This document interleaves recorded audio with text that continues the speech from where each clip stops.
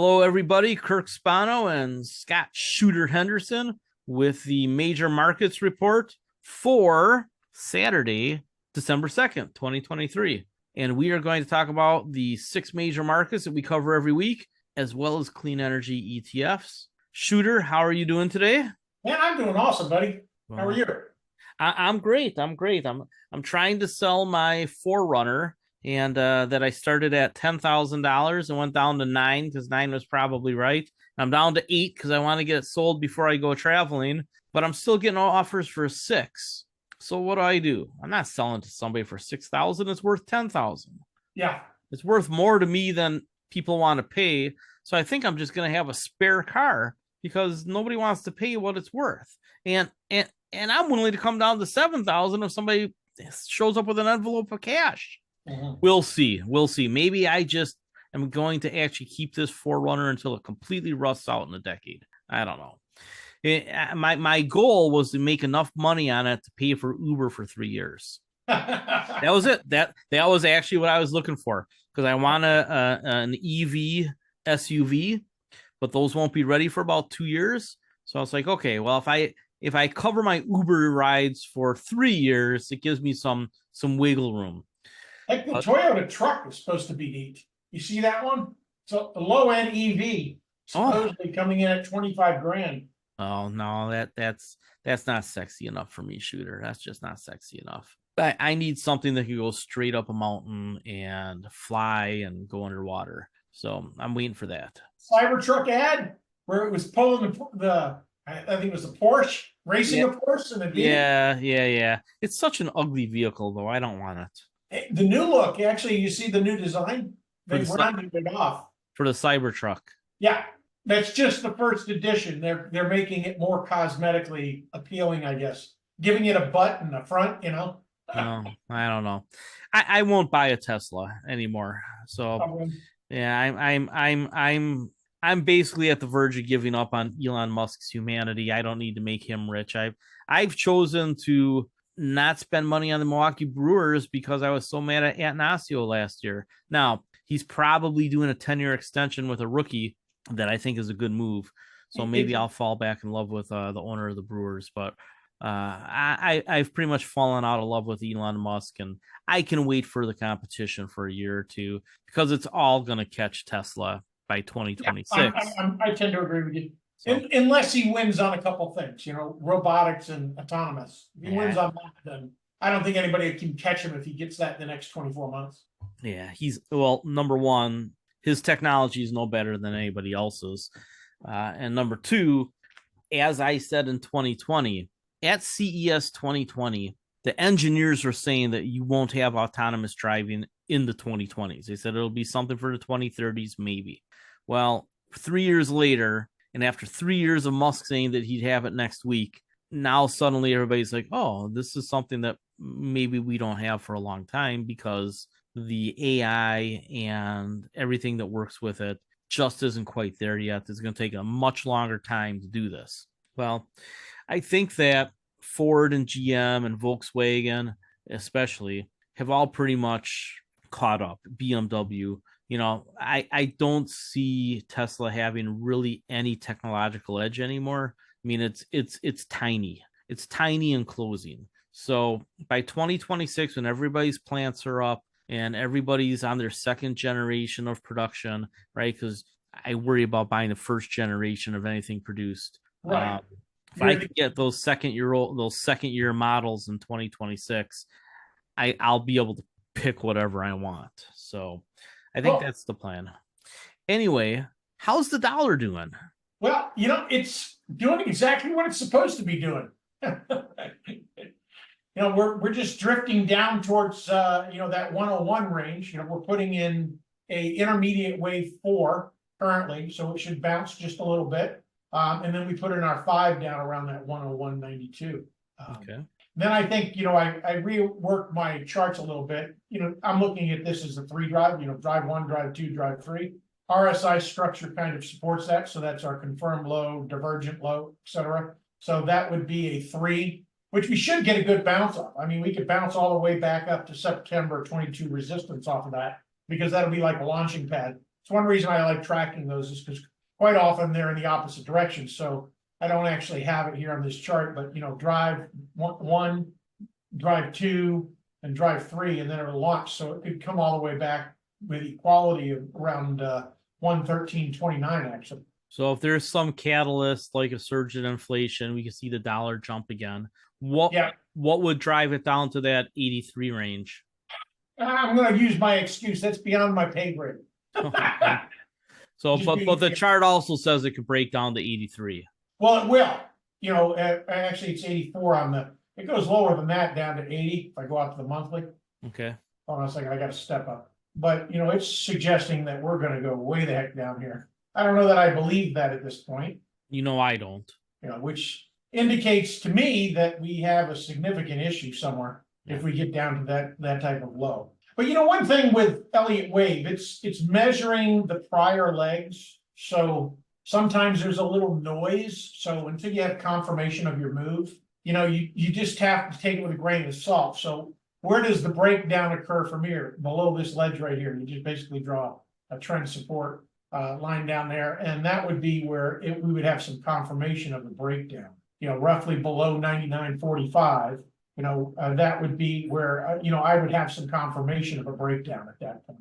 So you set the alert there at 99.49, and then we know it's going to break down, and then our back test is when you take a short. What is our friend Forex stop hunter Dale saying about all this? It's in the middle of the road for him. Yeah. It's in nowhere land. It's our high is 113.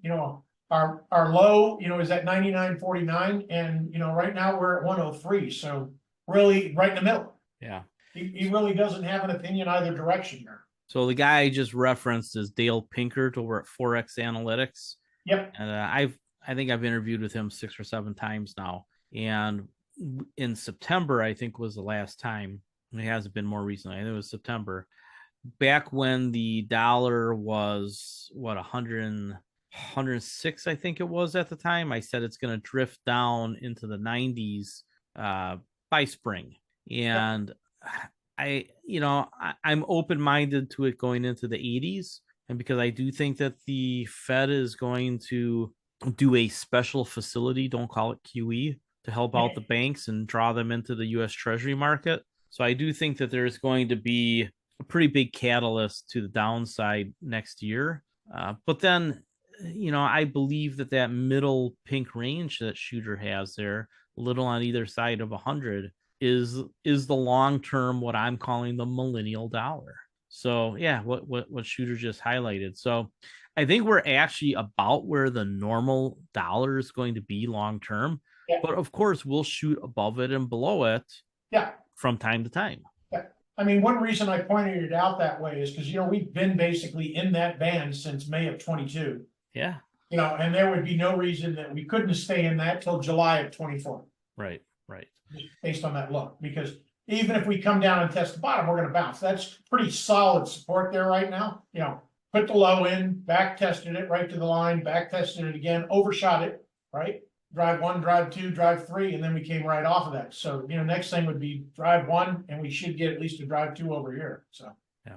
And the reason we talk about the dollar so much is that currencies are the biggest market on the planet. That's why we're interested in Bitcoin, because it can take a share of that. But also, it has a strong impact on the return of bonds and the return of stocks. So let's move on to, do you want to go to SPY? Okay. Big thing too is liquidity. That's what really the dollar provides. Right. When the dollar is down, there's more money going into equities, into the indices. When the dollar is up, there's less. That's probably the biggest factor for us. Right. And that's a hugely important point. Now we actually have, we broke above our high, which is good. So we got above that 459.44. And we put in a new high of 459.65. Oh. Now, I'm sure those of you who've been following us for a while, quite often I talk a lot about just a little bit of a higher high. Quite often is where we get some resistance or a directional change. And, notice our structure here up towards this top. Now, this has not confirmed, but for the pattern, this might be our first high. So, pushing up to 485 is very likely, but I think we get a drawdown to some degree first. So I would like it to back test that August 2021 resistance line at 453.13.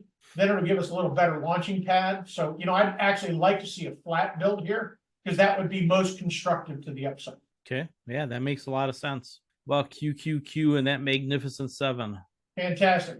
So, hey, this is, similar look. We have a new primary wave setup at 385.82 with a 90-minute trigger. So, I project that to head right up towards our primary wave 3, and this would be our channel. I can click on the right tab that we should get to the upside, and then we get a little back test around 429. That actually is a solid move based on this whole pattern here. Quite often you get euphoric. Not only that this drive here gap, we didn't even go back near the gap. As long as we stay away from that gap, it's extremely euphoric. Do you have a monthly chart for QQQ? If it makes that big rally, how afraid should we be to see a gigantic W there? That gap fill at 378.54 is what is likely with wherever we put this in here, which is why I have it highlighted. Yeah. I've got my triggers set up, break below 397.45. I'm looking for a short. Then, we have another trend line down there that's at 352.45. So that breaks. Then that opens up the 50-day. Yeah. So, and that's what I'm afraid of. I do think we eventually get back to 300-ish on QQQ, just because profits in AI and the cloud and everything else, they are starting to diversify a bit, right? It's not all going to those 6 companies of the 7. So, I'm not super bullish on Tesla. I think Tesla's between $500 billion and $1 trillion company perpetually, just going to bounce around. And that means that as the 10th biggest component of that index, or 7th, or whatever it is now, it makes it hard for that index to rise at some point. Tesla can keep doing whatever it's doing for as long as it wants to do it. I pulled close to 20 grand out of it last week. It might be the best trading stock in the market. I mean, it's an awfully good trading stock, isn't it? Yeah. Oh no, it's beautiful. It's beautiful thing. It really is. Oh, so one thing about the structure here. Notice how we have the 3 mounds. Yeah.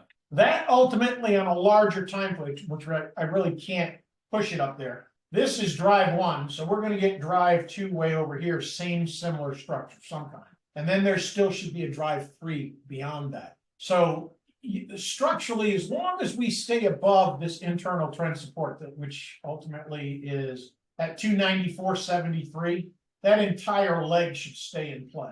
Okay. We have a long way to go for this trend that we're in to break. Right. It's so I don't know. We sort of shrugged off what happened in Gaza. The war stopped and then we went back and the markets didn't even move.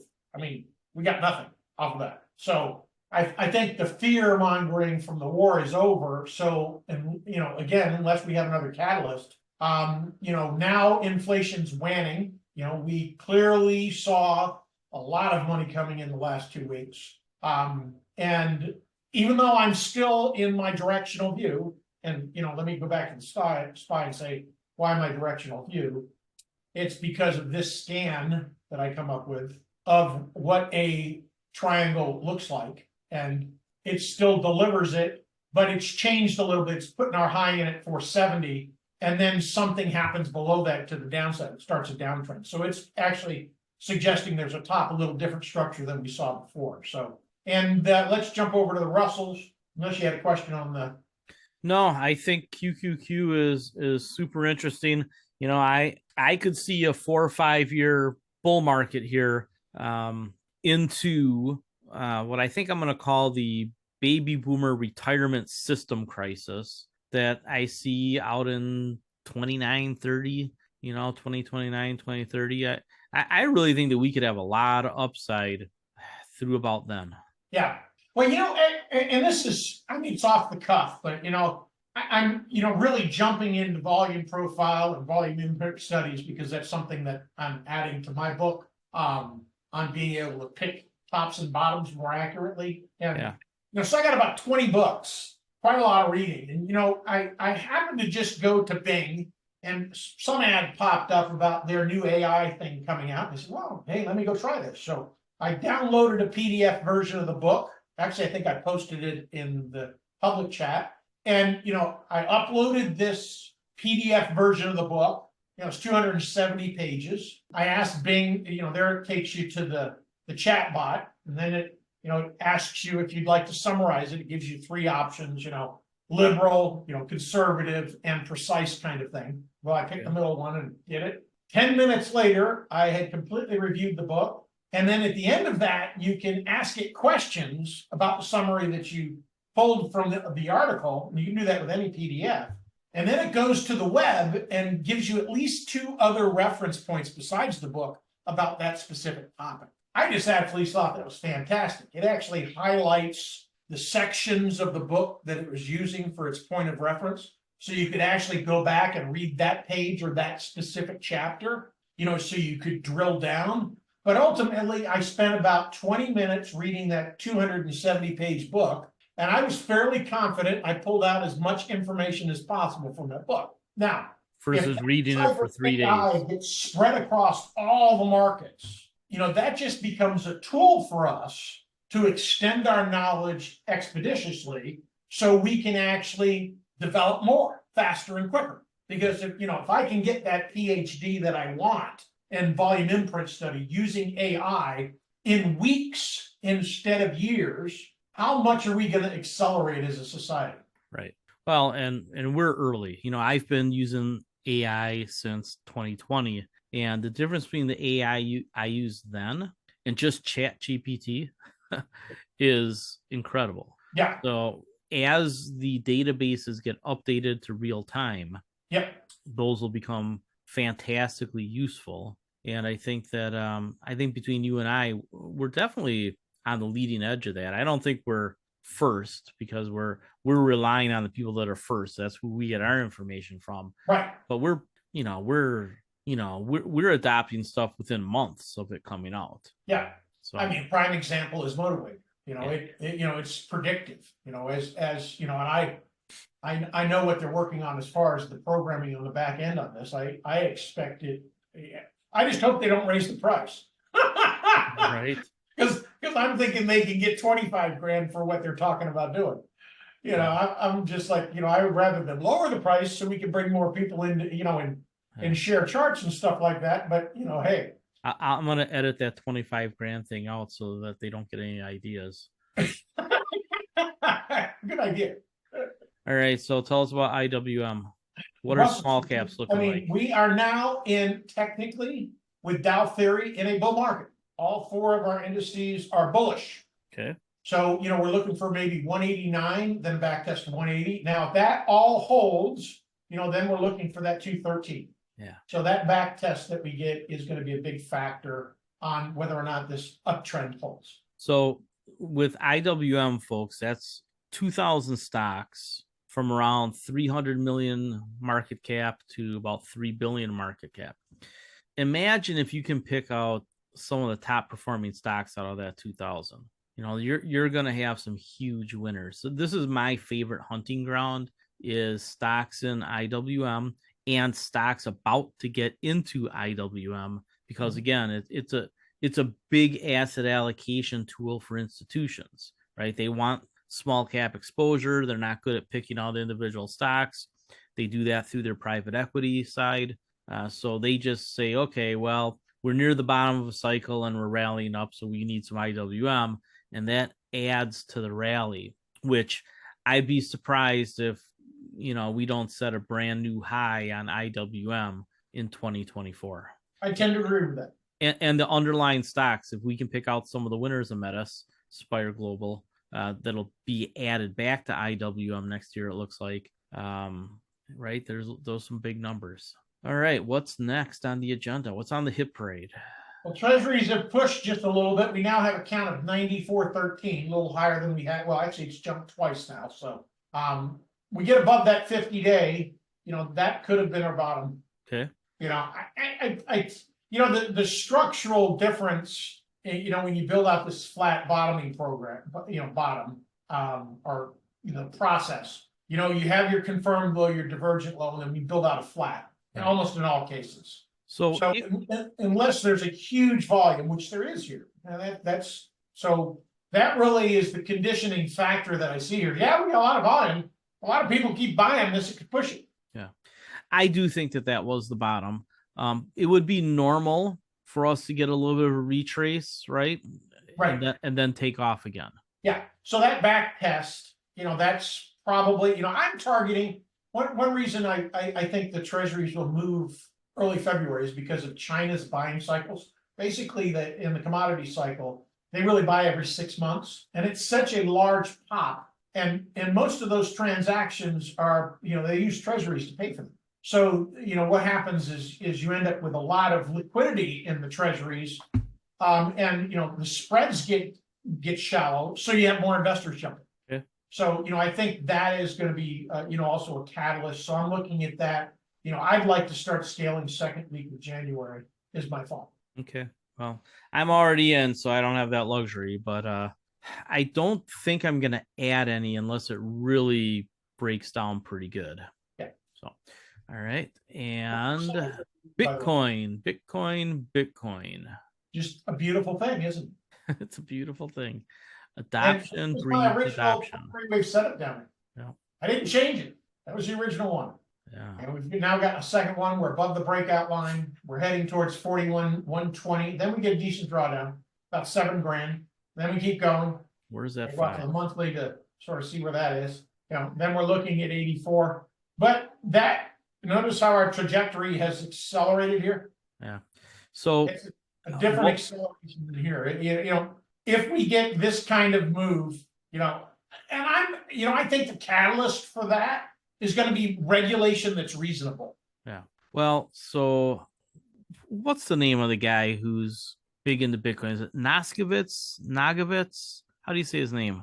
I'm not recalling right this second. In any case, he was on Wall Street Week today, and he said, "Look, when the ETFs come, that's going to put about $1 billion into Bitcoin pretty quickly." And he said, "Money, right? Pricing is at the margins. So when you add $1 billion of demand through the ETFs, Bitcoin is going to surge." So my thought is that number 5 that you have way over there in the 2030s. I think we get that number 5 comes all the way over to 2025. I think it's based on the slope. Just let's use a base of our slope. Yeah.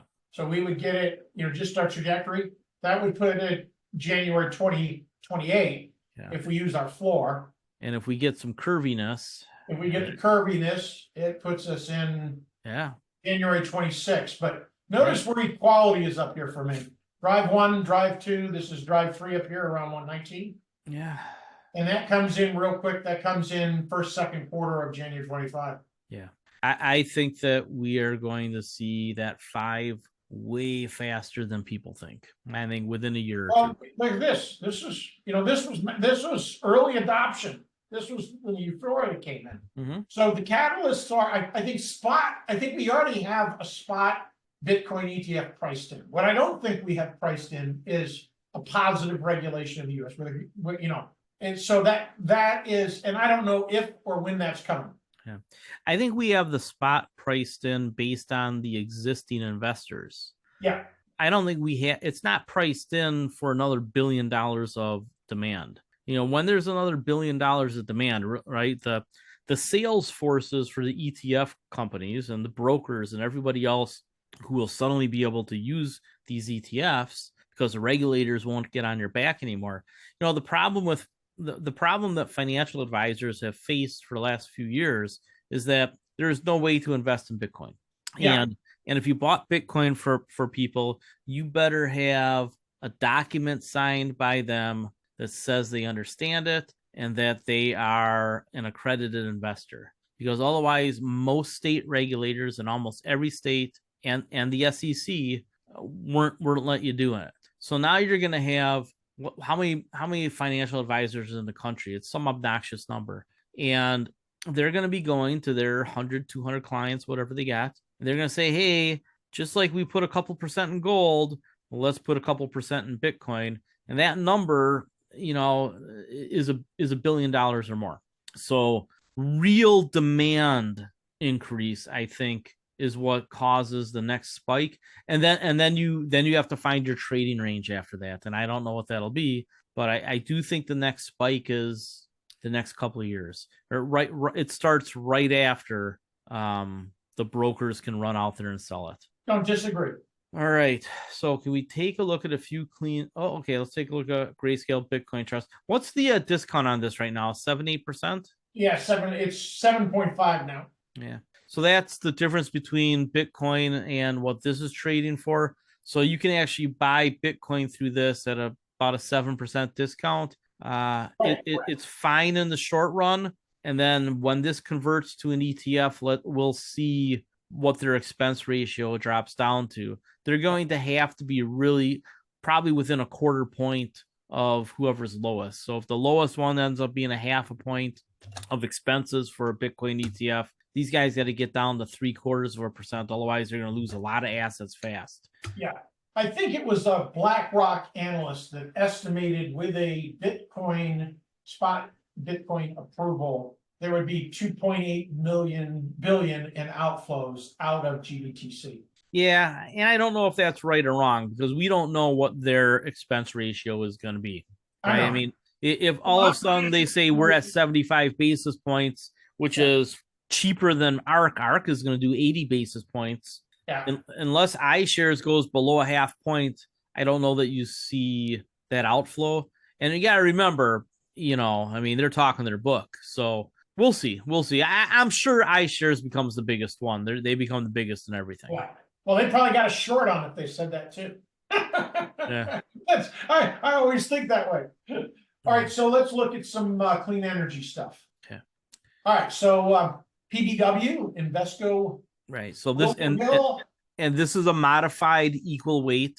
So none of the holdings in this are more than about 3%. Everything's between fractional and about 3%. So even your biggest stocks aren't super overweighting this. So this is really a pretty true all cap fund. Right. Yeah. Currently, I'm projecting a target one of maybe 22.89 from here. Then we got a decent bounce, up to our 4. And then we back down again for our 5 and then head up towards our target 2 around 43. And ultimately, we're going to come back down and put in around 17 after that. So this is the range here. So market sees this as 38.73. The way I compare myself to other traders or commercial traders, right? They see the 38.73 to the upside, and they're seeing that here. Yeah. And that downtrend was off of a FOMO rally and during tightening financial conditions. Yeah. So the inflection probably comes when we really start to see liquidity enter the market. Well, this could be where it flips north, and then this all consolidates into an impulse move, which it can. Drive 1, 2, 3, 4, and 5. So it could, just looking at that, it could become a leading diagonal if we get the volume to get us above this. And here again, going back to my thesis of looking at the other side all the time. So we get above 48.99, it's probably going to flip north. Right. So we're in what I call, is a very highly scientific financial term, the jitterbug zone. We're at the spot where it's just trying to decide if it's bottomed or it has a little lower to go. Yeah. And one other thing I'd like to point out that is a confirmed low here. Okay. So this right here, this candle is our confirmed low. So that is a divergent low, but it's really not structured. So I think right in this range might be our second low, which is probably between now and the end of January or 1st of February, I would think. Okay. I will update the puts that we should be selling on Monday. Okay. And now, actually QCL looks, even though it's a tighter count, right now it's saying our 3, we're going to put in our 4 and then put in our 5 down here around 30.80. Structurally, it's more likely to be equal to 2. So I think we might get more of a bounce on our 4. Right. Maybe up towards the 50% back or 61.8. Right. I always look for 50% back. As I always say, this is our drive, this is our back test. I'm always looking for 50%. So this is our drive, right? What's our back test? At least 50%. So this is our drive, 50% back. This is our drive, 50% back. And pretty much structurally, if you go through your legs, you know, it's like 90+% of the time we go 50% back. So Right. assuming just because we're down here on this low, that's not going to occur, I think it's kind of flawed. So, you know, that's the way I see it. Right. So this particular fund is much different than PBW. This fund is highly concentrated. Top 10 holdings account for about 60%, led by Tesla, First Solar, On Semiconductor, Rivian, Albemarle, Enphase, Universal Display, which is hooked up with Apple, Brookfield Renewable Partners. So this one, I think you can look at the top holdings, and I don't know if you can do this easily, but if you overlay this in your trading view later on, or you do an overlay with Tesla, you can see that this fund moves in a high correlation with Tesla. So this is the one that if you don't want to buy Tesla stock, but you want some extra exposure, this is probably the one that you want to get into. Yesla, is there a company named Yesla? That would be cool. Cut me some slack. I got to move way over to use my keyboard. I know. All right, let's take a look at TAN. Okay. So, you know, again, we're confirming. And actually, we were confirming on QCLN as well. I added that when we were just looking at it. So all three are confirming. And what does that mean? I'm looking for at least one more low. One more low. I'm going to drill that into everybody's brain. So we're close. We're close. Maybe you can sell some puts. Yep. You know, don't want to go whole hog. So this is kind of like starter position territory. Yeah. Okay. I mean, again, the market's going to be looking for the 74, the 78 cents. So, and this one is also highly concentrated. Top 10 holdings make up about 60%. So you can take a look at the top 10 holdings. And it's First Solar, Enphase, Solar Edge, Sunrun, some Chinese companies, Hannon Armstrong. So if you really just take a look at First Solar, Enphase, and Solar Edge, make up about 30% of this fund. And then Sunrun really gets them to about a third. Those four stocks, if you want exposure to those four stocks, which I do, to me, this is an excellent solar ETF for getting me exposure to really everything I want except for SunPower, which I buy on the side. So between this and SunPower, I really love my solar exposure here. And I think that this is a pretty easy one to trade as far as industry funds go. What do you think about that, Shooter? Is this one that we can really see good setups and then follow? It's pretty consistent as far as Elliott Wave. So that's, you know, that's what I look for. Okay. Is how well does a particular stock or ETF map? You know, historically, do you get consistent counts when you get a corrective leg? You know, are they equal ABCs? Are they extended? Are they elongated? You know, are your 5 waves more technical or more consistent with theory? You know that, and you know, the more boxes I check off, the more conviction I get in a symbol. Yeah. And you know, you know, typically, you know, I'm looking at volume as a big factor. I also want to see what contracts there are. You know, I have some basic rules, and unless I'm seeing a minimum of $1 million, $1 million in share volume, and $1 million, I mean, in 1,000+ contracts, I would really, I just would rather stick with where the volume is plus the count. And, you know, I have all those factors, and that's worked really well for me. So this particular ETF is highly traded by traders, lots of option activity. I will go out on a limb here and say that this one challenges all-time highs within the next 2 to 4 years. So I think you're looking at a triple plus within 4 years. I tend to agree. Yeah. You know, I don't know what regulation, you know, we have to have billions of additional dollars invested in clean energy for us to reach our goals. And, you know, just like you were doing in the video presentation earlier, you know, echoing the news there. And, you know, I think it's just a major climate event that occurs, you know, and I mean, we have one of the largest ice sheets that's broken. Wow. Did you see that? Yeah. I mean, it's huge. Yeah. What state is it? It's as big as some state and not like a little state. It was a pretty big state. It's like 4 times the size of New York State. Yeah.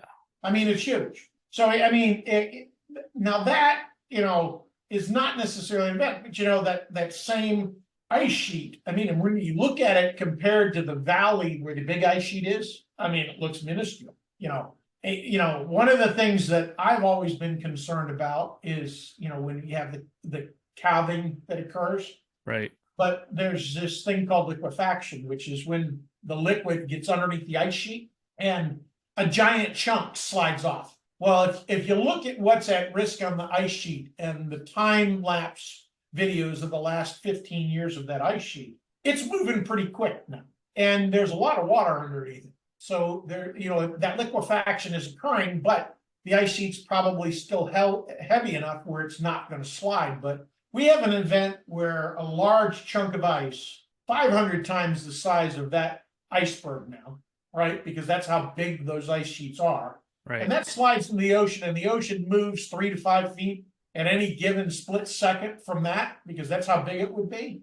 I think the world panics and puts a crap load of money into clean energy. Yeah, well, whether it's that or another climate event, I think it'll be something like that that really triggers the inflows. So this particular ice sheet, right? In the year that we have Bitcoin with the halving, we have ice sheets that are calving.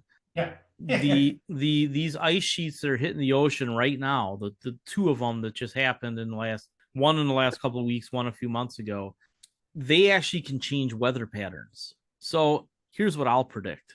If that crook Ken Griffin has his tower on the shore of Miami disrupted, he'll start calling for a lot of action on climate change.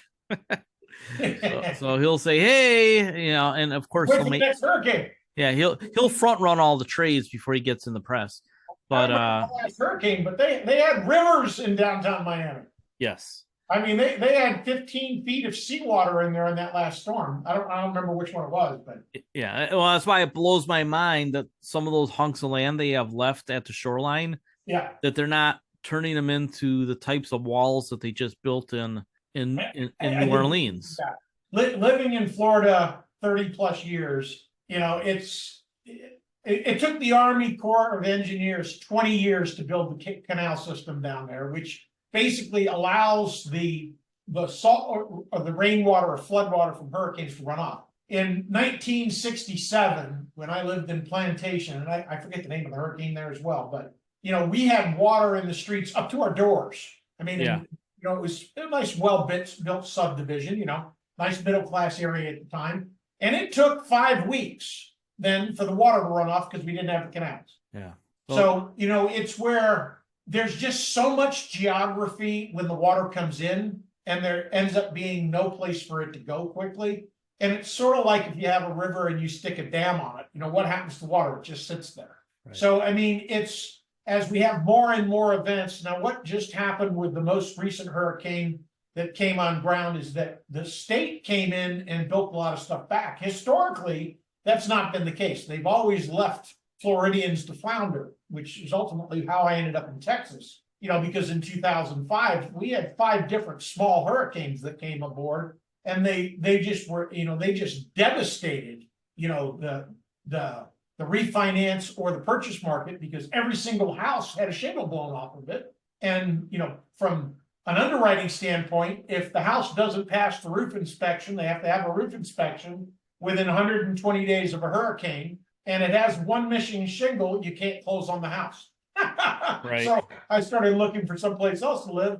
And, during that trip, I found Texas, which, has turned out to be a great thing. So, yeah. But, I think Florida is a very unique place. And I think it's very prone to those storms as they get bigger. And I think more and more, I think you will see them abandoning certain areas. The Dry Tortugas is an example, is an area that's going to be really bad. Simply because once that the swamps with all the marshes and that really absorb the storms starts to have some kind of change from the weather patterns where they're no longer there, because those are very much a tropical environment.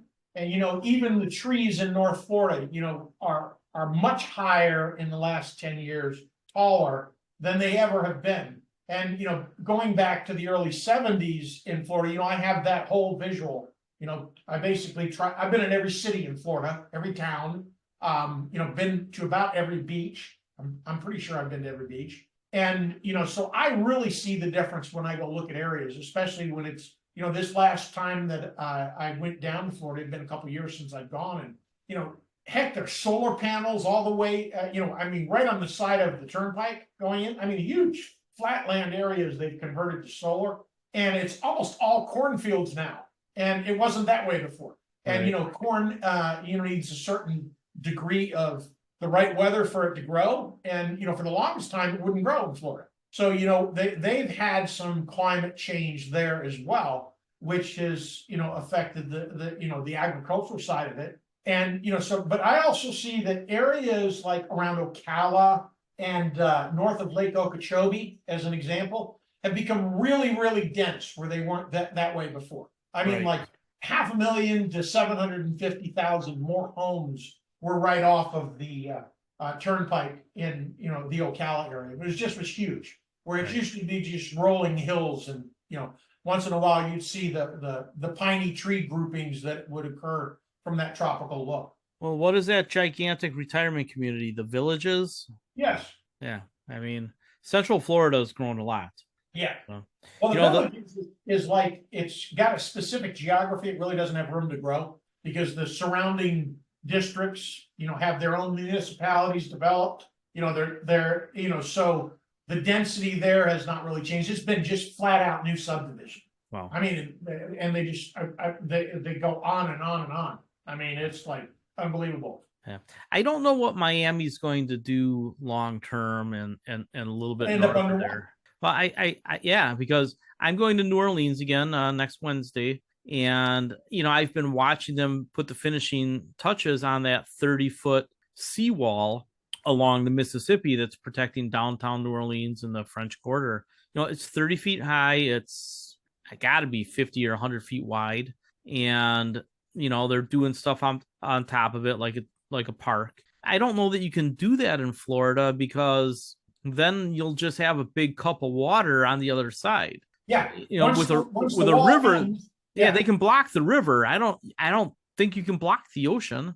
No, I don't think you can either. I don't. I've thought about that. I don't think you can. Yeah. And then I mean then the major factor becomes fresh water because the current sea level isn't inundating the freshwater wells. Right. Once that happens south of Lake Okeechobee, it becomes 3 times as expensive as water in California. Wow. Because the only way is desalinization at that point. And which is what they should do, but yeah, there's no structure there in Florida for that. Yeah.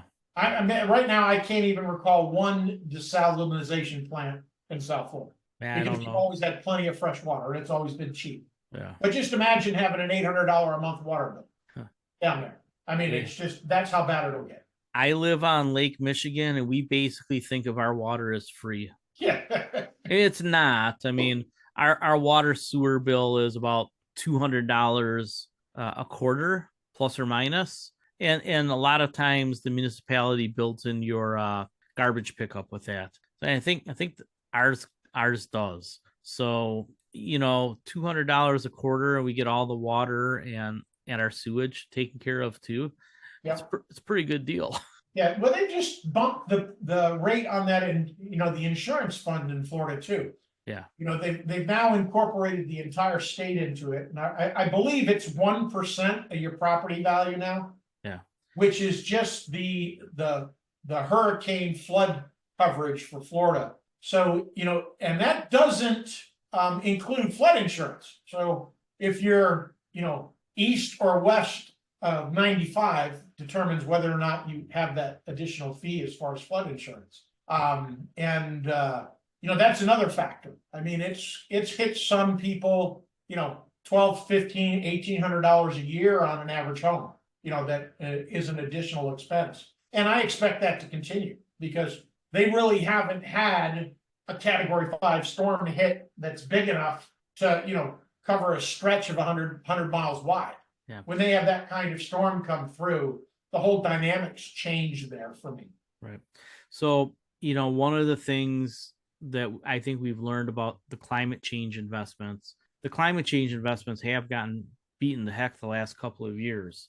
And I would just throw out what happens when just a state like Florida embraces solar and desalination and decarbonization. I mean, just the money from that state would drive billions in investment. Oh yeah, those solar farms that I saw out there were every bit of 100 to 200 acres. Yeah. I mean, they were good size.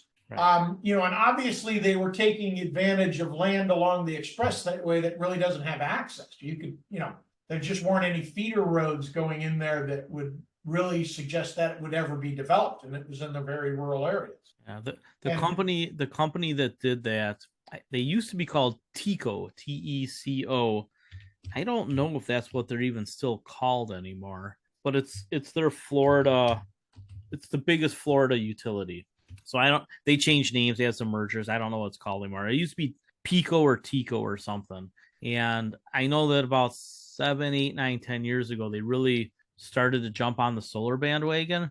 But man, they get pushback from the actual state government under DeSantis. But Yeah, no, keep the natural gas, and I don't care if you burn coal and blah blah blah. And I'm just like, man, here you got a utility that's trying to make money doing the right thing, and you're well, throwing up roadblocks. I think they have capacity issues there because there's been that much growth. Because the dynamics of Florida has always been that you had the trunk lines that came in from the nuclear plants, and right now the last plant I think comes online in 2025. Okay. But I don't know that the existing, it's been years since I looked at that, but I would think with how much it grew in my mind, what I saw there, that they are probably running shy on capacity. So I would think that Florida would have changed their mind about, wind farms or solar farms because they just need the capacity. Yeah. Yeah. I think the company I was thinking of is Florida Power and Light. They used to be FPL, yeah. Yeah, they used to be something else. All right, I'll let you go. Thank you very much for your time today. I'm going to go try to sell my Forerunner. People have been blowing up my messenger, and we'll see if somebody's going to give me 3 years worth of Uber money for it. Hey, best of luck. Yeah, thanks a lot. You take care. We'll talk to you soon. Great trading until next time.